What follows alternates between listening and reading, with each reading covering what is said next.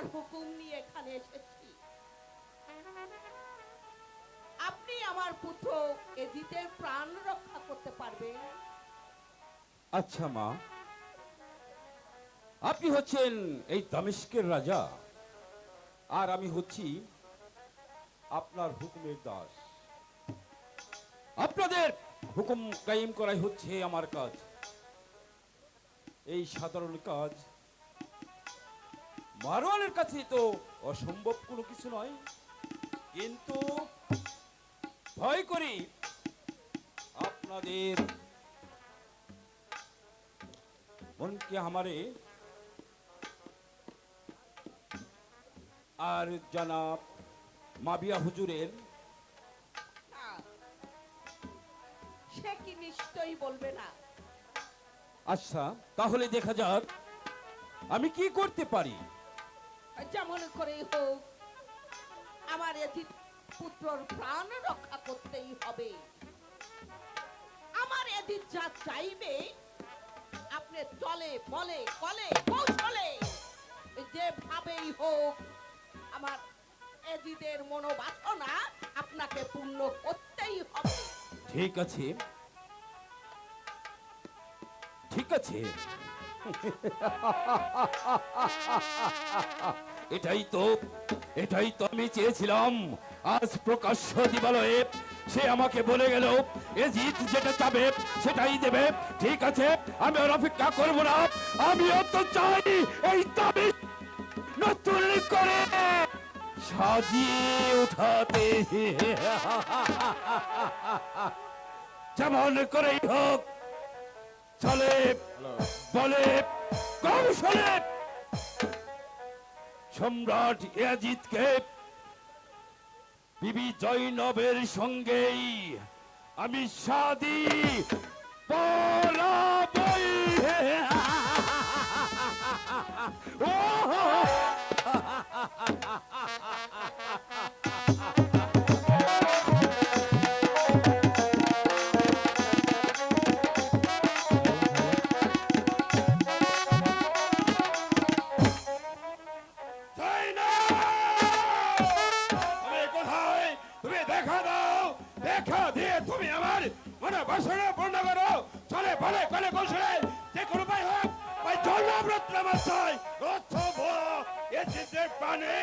এক বিন্দু শান্তি নেই।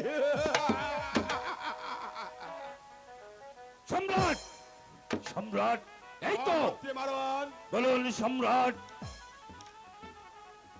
মহামন্ত্রী মারওয়ান, মক্কা মদিনা শত শত নারী আমাকে দেখার জন্য হাজার হাজার ফুলের মালা নিয়ে রাস্তায় দাঁড়িয়ে থাকে। সামান্য বিবি জয়নব আমাকে দেখে করলো কিনা আমি দেখতে চাই। বিবি জয়নবের রূপের অহংকার। মন্ত্রী মারওয়ান, বলুন সম্রাট। চলে বলে কলে কৌশলে যেমন করে হোক ওই জয়নব রত্নামা চাই, নথবা এই চিঠের প্রাণে এক বিন্দু শান্তি নেই। মহামন্ত্রী মারওয়ান, এবার আপনি খুলে বলুন আমি কেউ পায়ে ভেবে জয়নবকে আনতে পারি। সম্রাট, আপনি আপনি এই মুহূর্তে আকাশকে দেখে কাশেদকে দেখে আব্দুল জব্বারের নিকট একখানা পত্র লিখে পাঠিয়ে দিন। বেশ, আমি তাই করছি। এই কাশেদ, কাশেদকে রাজ দরবারে পাঠিয়ে দে। কিসের জন্য আদেশ করছেন মহারাজ?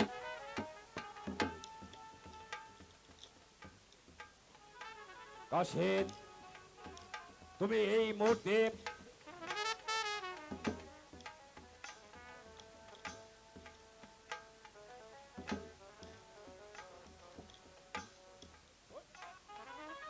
এই পত্রখানা নিয়ে আব্দুল জব্বারের বাড়ি যাবে, আর আব্দুল জব্বারকে পত্রখানা দিয়ে তাকে বলবে সম্রাট ইয়াজিদ তাকে দরবারে হাজির হতে বলেছে। কথা মতন এই আমি চললাম আব্দুল জব্বারের বাড়ি। এবার আমি আসি। আসসালামু আলাইকুম। কবে ছেলা মহামন্ত্রী মারওয়ান, বলুন সম্রাট। আমি যে কিছুই বুঝতে পারছি না। সম্রাট, একবার একবার এই আব্দুল জব্বারকে এই দরবারে হাজির হলেই তাকে তার মুখ দেখে তাকে লুক দেখিয়ে ছলনা করে ওই বিবি জয়নবকে তালাক দেওয়াবো। সেই সুযোগেই আপনি পাবেন বিবি জয়নবকে, আর আব্দুল জব্বারকে এই দরবার থেকে লাথি মেরে বের করে দেব সম্রাট। ওস্তাদ যে অতি পুস্তবদ্ধ বেরিয়ে যায় না। যেমন করে হোক তোমাকে আমার এই মহামূল্য হৃদয়ে প্রবেশ করাবই। মহামন্ত্রী মারওয়ান, বলুন সম্রাট, বলুন। এবারে চলুন বিশ্রাম করি। তাই চলুন সম্রাট। হো, হো, হো, হো, হো, হো। এই তো মহামন্ত্রীর খেলা শুরু। আমি জানি দক্ষিণ আকাশে প্রবল ঝড় ঝড় উঠেছে, সেই ঝড়েই ভেঙে যাবে মাবিয়ার পুত্র ইয়াজিদ, সম্রাট ইয়াজিদ। আর আমি দেখতে তুমি কত দূর বাড়তে পারো।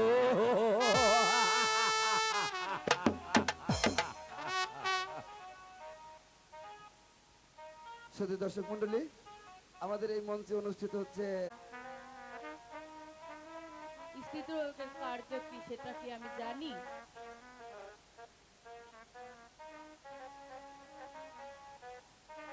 আমার অবস্থা শালী ভালো হলে আমি যে তোমাকে কত দাস দাসী রেখে দিতাম, তারা এই সকল কর্মকাজ তারাই করিত। তোমাকে তোমাকে প্রিয়সী এত পরিশ্রম করতে হতো না। স্বামী, আপনি যাহাই বলুন না কেন, আপনি মনে করেছেন যাহাদের অনেক দাস দাসী আছে তারাই কি জগতের অনেক সুখী? না স্বামী, না। আপনি কি কখনো মনে করবেন না তাদের সুখীতেই যথেষ্ট সুখ? এ কোনো কথা নয় প্রিয়সী। আমি যদি এই এজিতের নয় ওই শৌর্যশালী হইতাম, আমি তোমাকে যে কত দাস দাসী রেখে দিতাম, আমি আমি তোমাকে অনেক সুখে রাখতাম। আমার মনের বাসনা আমার মনেই রয়ে গেল। স্বামী, এ কথা বলে আপনি আর আমাকে লজ্জা দেবেন না স্বামী। ওই এজিদের নাই ধনবান ক্ষমতাবান হতে আমার মতো কুস্ত্রী স্ত্রীর প্রতি ভালোবাসা, আপনার জন্যতা, খোদার দৃষ্টি অতি বিচিত্র হয়। কাউকে তিনি সপরিমাণ মুখ করে রাখেন না স্বামী। এই কথা এক প্রকার তোমাকে বলে এই জগতের সমুদয় একত্র করলেও আমি আমার ভালোবাসাকে পরিত্যাগ করতে পারবো না। আব্দুল জব্বার কি বাড়ি আছেন? কে আপনি? কে কোথাও থেকে এসেছেন? আমি দামেস্কে রাজকাশেদ দামেস্কে হইতে এসেছি। এই নেন আপনার একখানা পত্র। এই পত্র পাঠ করিয়ে দেখুন। পত্র যা লেখা আছে আপনি সেই কথা মতন কাজ করবেন। এই নেন আপনার একখানা পত্র।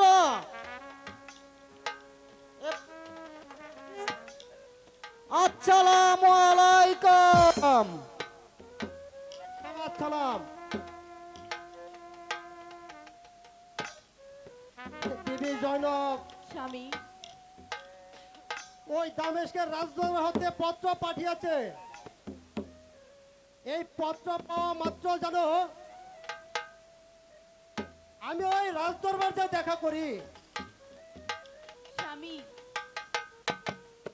দামেশের পত্র পেয়ে আমার হৃদয়টা যেন কেমন করছে স্বামী। বিবি জয়নব, আমার যে ওই দামেশকে তো যাইতে হবে, তুমি কোনো মত করিও না।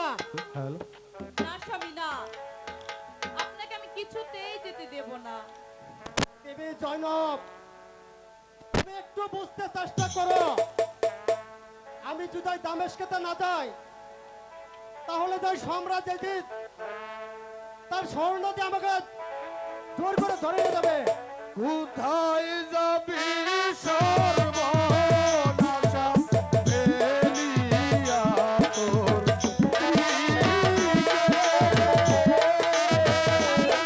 কোথায় যাবি সর্বনাশা ফেলিয়া তোর স্বামী, আপনি যাবেন না।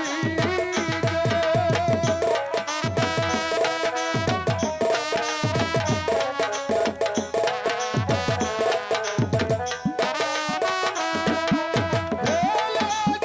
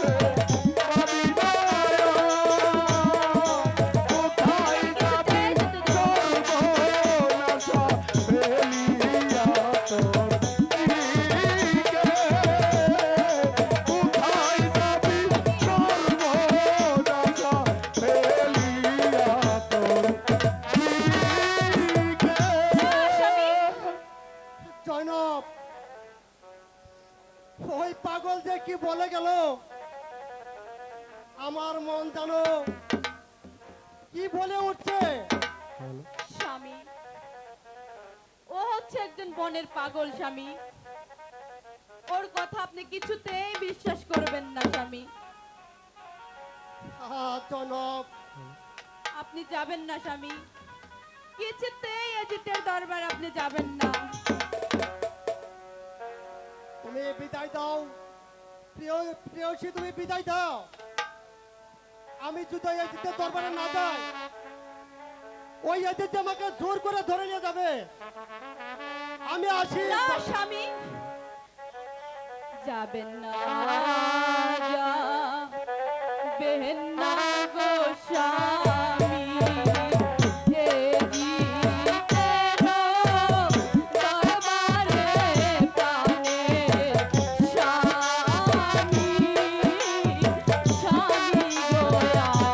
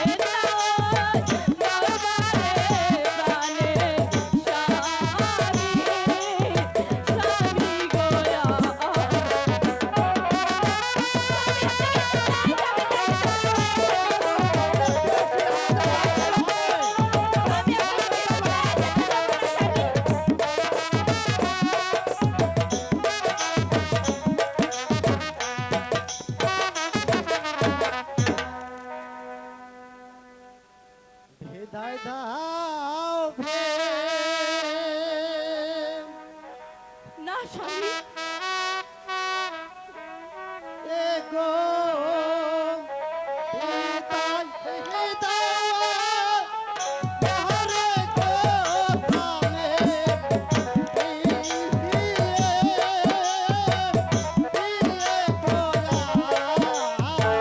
স্বামী আপনি কিছুতেই যেতে দেব না।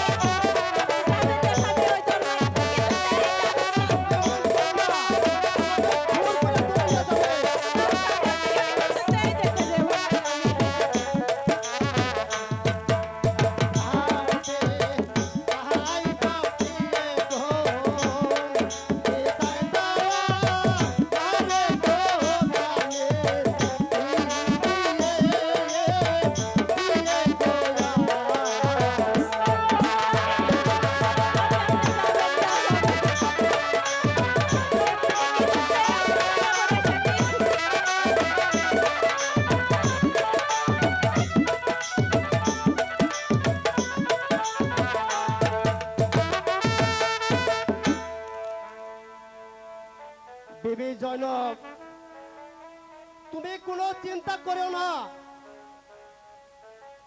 ওই এজিদ সম্রাট যখন আমাকে পত্র দিয়েছে তখন যে আমার যেতেই হবে। তুমি তুমি আমাকে হাসি মুখে বিদায় দাও প্রিয়সী। আমি যে তোমাকে যে কথা দিচ্ছি, আমি ওই এজিদের দরবারে যাব আর ফিরে আসব। তুমি আর মন করো না প্রিয়সী। ঠিক আছে স্বামী, আপনি যে এত করে বারণ করলাম স্বামী, তবু যখন আপনি শুনবেন না, আমার তো যেতেই হবে প্রিয়সী। তাহলে চলুন স্বামী, আপনাকে আমি এগিয়ে দিয়ে হ্যাঁ, তাই চলো।